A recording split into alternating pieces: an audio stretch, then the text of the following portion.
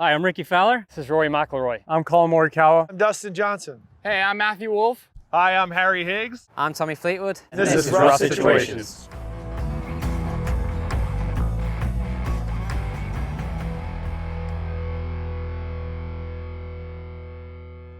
Okay, Rick, welcome to Rough Situations. I see that. I see it too. I mean, the lie's not helping us here. Where are you at? What's the thought process? I'm caddying for you. I don't feel like I'm in the wrong here. You probably pulled this and we're in a divot. I mean, it's made it worse. It was probably, yeah, I feel like it's direction-wise is usually not the caddy's fault. That's So on I'm the player. So we were supposed to hit it over there. I mean, the break got worse with ending up in the divot. I would say for me, starting out, I'm looking, okay, where's the pin? Where's trouble? Yeah. Where are we okay missing it? And Okay. where is absolute X? So front pin, it's 154 to the pin. Okay. Obviously, I've been up and had a look. There's water on the right side. Yep. I don't think I would necessarily tell you that because the breeze is off the right, so I don't think you'd be stressing about that. Yeah, so if you said front pin, wind is in off the right now, seems like long left is, if you're going, that's our miss. Yeah, And you always have the option of the pitch out. yeah. So if we're coming into the last couple holes, you know, we're a couple down in a tournament, I'm probably taking 9-iron, turning it around the trees. If we had a 2-shot lead, it'd probably be the chip out, but I think I'm a pressure situation, go for it kind of caddy, so I'm going to give you the 9 and walk away, and you show me what you got. okay. Now, divot direction, does that impact path that you're going to go? Like, are you stressed about carrying the trees with 9 out of the divot? There's a little concern, but I'm starting it over the shorter of these two. Luckily, with the balls in the front of the divot, which Yeah. is usually better, you have a little cleaner look at the back of the ball. Biggest thing here is good contact and make sure it draws. Show me what you got.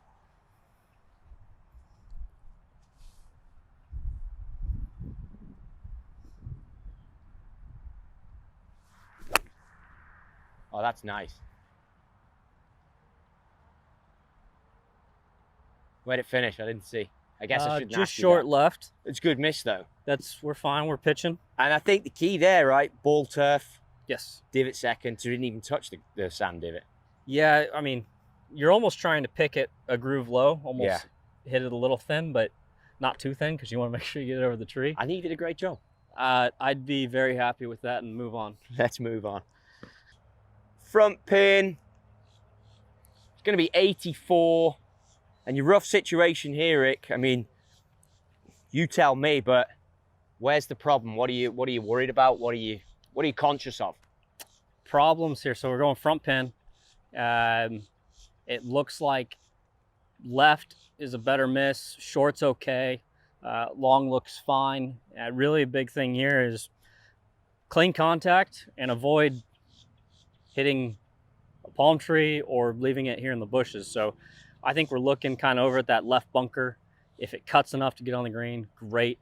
But anything that gets to front edge over there left, I think that's what we're kind of looking to get ourselves out of the situation. So here's a question for you, right? It's 85 yards. Your start line would be that far left. You feel you could cut this that much from 85 yards with that much loft? Well, I'm probably going to go with gap wedge.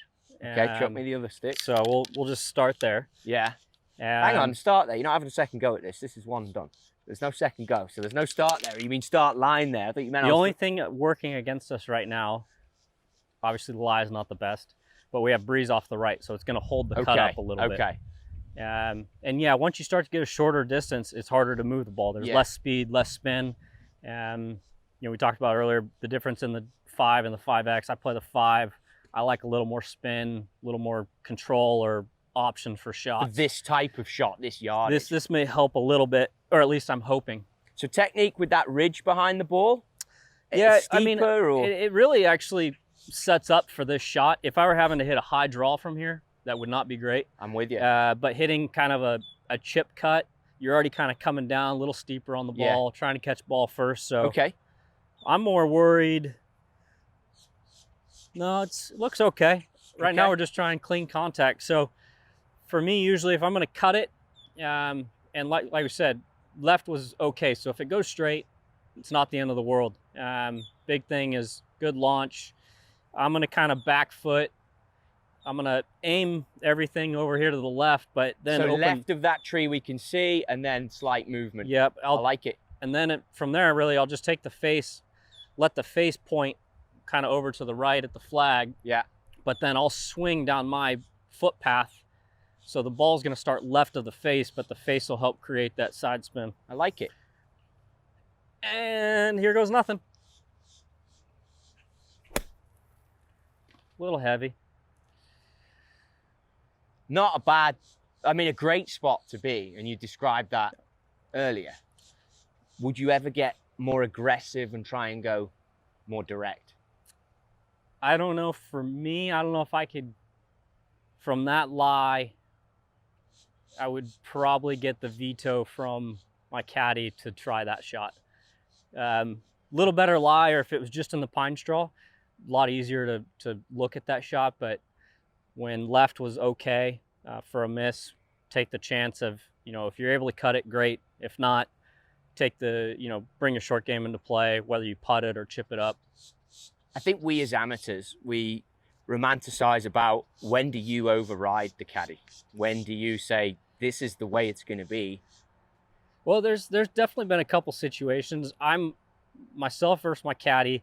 He's a little bit more matter of fact, sees things on paper, drawn out. Yeah. Likes to, have very detailed, go through the process. I'm a lot more feel. Yeah. And there's times where I've seen shots. Actually, the first week he ever caddied for me in Columbus, it was a, now Corn Ferry, but it was Webb at that time. And I was in the rough, in the trees, back left pin, and I saw this 7-iron that went around and under and up and over and drew. I love it. He saw a pitch out to the fairway. He said, I never even looked there. So I just said, I'll show you. I hit it to like 12 feet and moved away. But I like it. I like it. Sometimes you have to take the chance, but it's not all the time. Well, let's go and have a look at some of these chip shots, and you can show us some rough situations from up there. Okay, let's do it. Okay, Ricky, I've set some situations up here. 2 balls, one against the collar. We'll tackle this one first. Wet Bermuda, and a lot of it up to the green edge, and then the green. Thought process, what are you looking at? Where are you going to maneuver yourself? Does that even come in? I mean, that's a drain. Obviously, it's draining that way. Not yet. I mean, I think when you first come up, you're kind of, when you're walking up, you're looking at the situation at hand. First thing I'll go do is, what's my lie look like?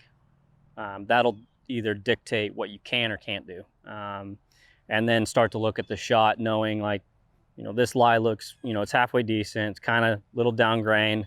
The only thing we have is that it's a little softer base. We've been getting a little rain here. We're close to a drain. So, you're not going to have, it's going to be tough to kind of go down at one and expect to use the bounce a whole lot. It's going to need to be clipped pretty cleanly. And then another reason I brought a 4-iron is sometimes when you do get around a drainage area, you end up with a kind of a dodgy lie, and it becomes tough to clip a wedge nicely. So then sometimes I'll use a 4-iron to run the ball when there is an option for that. But running it through this versus running it through where I'm from in the UK in Linkscott, I always find it difficult to judge how it's going to run through this. It is, yeah. I mean, and 4's not a lot. I thought you might have bought 7. Have you bought 4 because it'll shoot more? Or? Yeah, no, I love hitting this shot more so like Sandbelt down in Australia to links golf when there is an option for it. Partly, I can get the ball to start kind of rolling more like a putt earlier. Let's see one. Show me one. Yeah, so I would say you're able to do that without having to feel like you're making a big swing at putter. So 4-iron, I would look at this. So that you've gone putter grip, I see straight away. Yep. Okay. Try and get some of those similar feels. So let's see. I'd be kind of back foot, ball first, and then thinking Hands about, forward. all right, how hard would I hit a putt from here?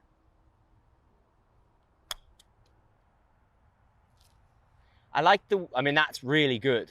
Yeah, I don't want to do it again. You're doing it again, but with a wedge. Is a wedge ever coming into play? I get your 60, your 56 We'll and go 52. Now, you didn't even walk up and take a look at that because a bit of elevation change. Here, we'll go picks on the... Oh, yeah. Yeah. You definitely need to go that. Now, that's interesting that you pull me up on that. The picks ball, where do you use that for the pitching and the chipping? Where do you look at a specific point on the ball? Do you look at spin? Yeah, so I mean, even throughout, like fairway shots to pitching, for me with the picks ball, like it is a visual aid. There is like, once I spent 5-10 minutes first time messing around with the picks, and then went back to just a plain white TP5, it just looked blank. So yes, there's some visual to it. Is everyone going to use it? Not necessarily, but it's fun for at home working on chipping and stuff. You can see how the ball's spinning, but it's definitely a lot more a putting aid, the way that we kind of put the picks on there. But yeah, at the same time, it gives you something to focus on instead of it just being a blank piece of paper. Now, would you ever feed in the information of seeing the green and looking at the depth? I mean, you've hit a cracking shot there. We literally strolled over this way. Were you taking that information then about the green, or would you walk up and have a look at landing spots for this shot? Yeah, so because this is no longer landing in the Bermuda, I assume. Exactly. No, like you said, we kind of walked past there earlier, so I had a good idea of what was going on, and that's something when out playing. Before you even get to your ball, the more you can survey around the greens. And let's take a look. And Tell what me it looks like. What are you thinking then when you're surveying? And obviously this is quite low, and Yep. we're looking up here. I'm seeing a change in color of the grass. Yep. Where, are you thinking specific spot? Are you a spot chipper or not? I mean, in this situation, with kind of the distance, I know that the ball's going to have to land pretty close to the front edge here. And it's one that could get away. If I'm choosing to play this ball in the air, I'm trusting that I'm going to make good contact and take short out of play as well as long. I would take that shot there in a heartbeat and walk to the next hole. But yeah, when we walked up, I saw we had a decent amount of room. This being all grain back into, so I knew playing something on the ground, I was going to have to give it a little bit more gas than. How do you tell this is grain back into? I just know. I love that. Typically, when you're going up a hill, you're going to be back into the grain. So then shot, are you going to play with a bit more speed? Yes, if I was going to bump something, I'm going to play for that to, the grain to take a lot of speed off of it. Or when it's on the ground, back into the grain, it's going to be like a putt going uphill into the grain. It's going to play a lot slower. And the soft conditions don't help. So okay, well, let's see. We've got options. We can go up in the air here. It is a little damp, which is going to make it harder to spin the ball. But all right, we'll try and play this one up in the air, looking to land it really just in the first couple paces on the green. So blade open, looks like you're going hands level. Yeah, fairly neutral, blade open, just to expose the bounce a little bit. Hopefully get it up in the air and pray for good contact. I would think a big thing here is just lower body, just trying to stay mellow and chill. That way you can make that bottom where you're making contact with the ball as consistent as possible.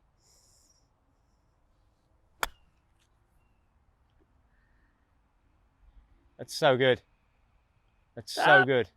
I mean, I would take that. I think it's great and not too deep. So one more in the similar scenario against the collar. Thoughts on that one?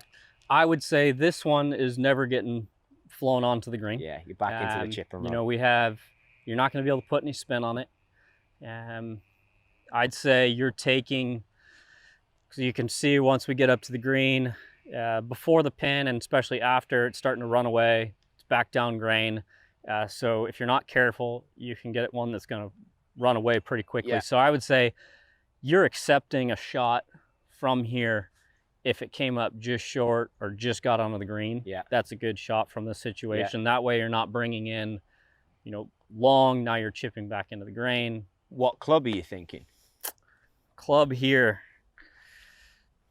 Well, I can tell you 4-iron is probably out since we got a lot of this grass back here. My first guess would be 52. Okay. Now, question I have, because you've answered a lot of the ones in my mind, do you manipulate the shaft and go more vertical here to try and give us as little amount of resistance of the bounce on the turf as you can? Yeah, I mean, I'll definitely manipulate my hands depending on the shot. Here, it's definitely going to be something that's going to be more back foot, steeper, trying to avoid as much grass behind the ball as possible. And with it being back foot and that's already, I'm already going to be a little closer, and the hands are naturally going to be a little higher. Like you said, kind of taking the heel off the ground. Get the toe in there. Yeah. You've hit 2 belters so far, so let's see if we can get you 3 out of 3. And then it really is a masterclass. So here, like we talked about, like just on, if it happened to be right there, you would take that with this situation. So here, good contact. I'm looking at landing something kind of mid-hill that has a chance to chase. Okay. You've set the bar high. Okay.